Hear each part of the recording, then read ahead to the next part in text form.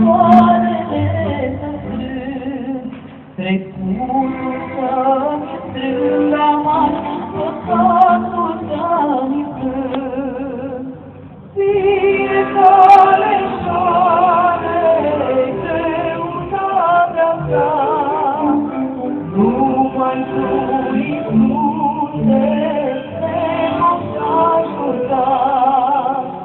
Fiecare soare greutatea ta, numai tu, Iisuse, te poți ajuta.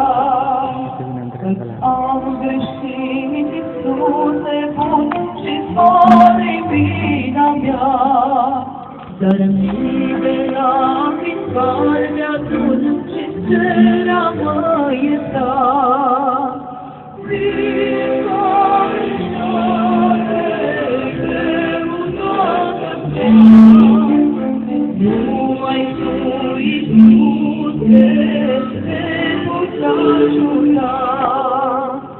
Fiecare soare greutatea ta, numai tu, Iisuse, te poți ajuta.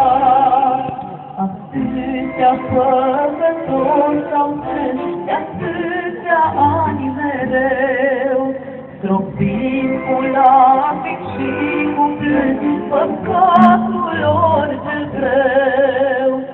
Fiecare soare greutatea ta, numai tu, Iisuse, te poți ajuta.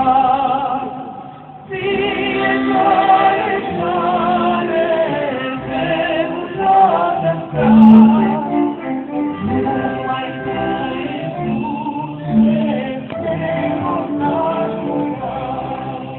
Căci tu pe toți te-ai ascultat, pe foame și pe toți, prin jertfa crucii i-ai spălat și i-ai iertat pe toți.